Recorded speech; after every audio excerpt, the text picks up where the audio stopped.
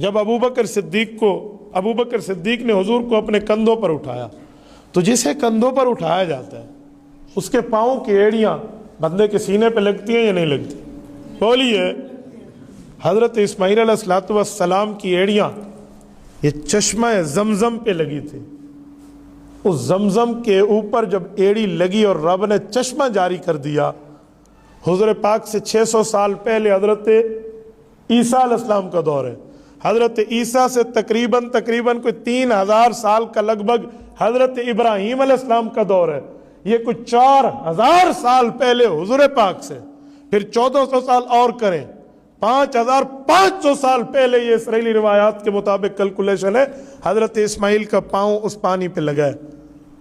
تو اس ایڑی کی برکت ہے کہ آب زمزم کا رنگ بو ذائقہ آج تک نہیں بدلا، ایک نبی کی ایڑی لگی ہے یا نہیں ہے؟ ہم آب زمزم کو اس دنیا کے افضل ترین پانیوں میں ایک پانی مانتے ہیں، اس سے بھی اوپر پانی ہے، آب زمزم سے بھی اوپر ایک پانی ہے۔ آپ کہیں گے کون سا؟ وہ جو میرے نبی کی انگلیوں میں جاری ہوا تھا۔ حدیث پاک میں نا کہ ایک سفر میں پانی ختم ہو گیا تو فرمایا کچھ بھی نہیں ہے، تو فرمایا اپنی مشکیزیں لاؤ، کہ کچھ نہیں ہے، کہا لاؤ، لایا گیا تو وہ چند قطرے ہی بنے، وہ ایک برتن میں آپ علیہ السلام نے انگلیاں رکھی تو کہتے ہیں انگلیوں مبارک سے پھوٹ پھوٹ کے چشمے جاری ہوئے تھے۔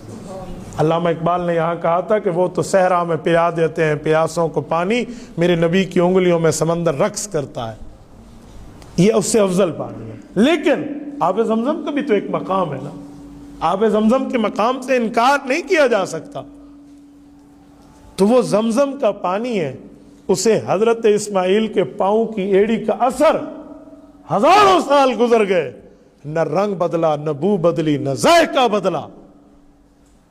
ابو بکر صدیق کے سینے پر حضور پاک کی ایڑیاں لگی ہیں، اور سینے میں دل ہے، دل میں ایمان ہوتا ہے، اس کے ایمان کی ویلیو بھی ایسے ہے جو دا قیامت نہیں بدلی۔ کوئی لاکھ ابو بکر پہ بکواس کرے نا، لاکھ بھونکے، تو ہم ایک ہی جملہ کہیں گے کہ چاند کی طرف منہ کر کے تھوکنے والے کا تھوک اپنے منہ پر گرتا ہے، کبھی بھی کچھ نہیں۔ عرفی تو مین دیش زغوغاں رکیبا، آواز سگا کم نہ کند رزق گدارا۔ تو یہ ابو بکر صدیق کا مقام ہے کہ اس کے سینے پہ ایڑیاں مصطفیٰ لگے، رسالت مآب علیہ السلام کو اس نے اٹھایا ہے، اور ابو بکر اور حضور میں کوئی فاصلہ نہیں ہے۔ اسی بنیاد پہ اہل سنت والجماعت کا عقیدہ ہے کہ ابو بکر خلیفہ بلا فصل ہے، وداؤٹ اسپیس۔ جیسے اٹھانے میں کوئی فاصلہ نہیں ہے، ایسے حضور پاک کے بعد امت کا بوجھ اٹھا کے خلیفہ بننے میں بھی کوئی فاصلہ نہیں ہے۔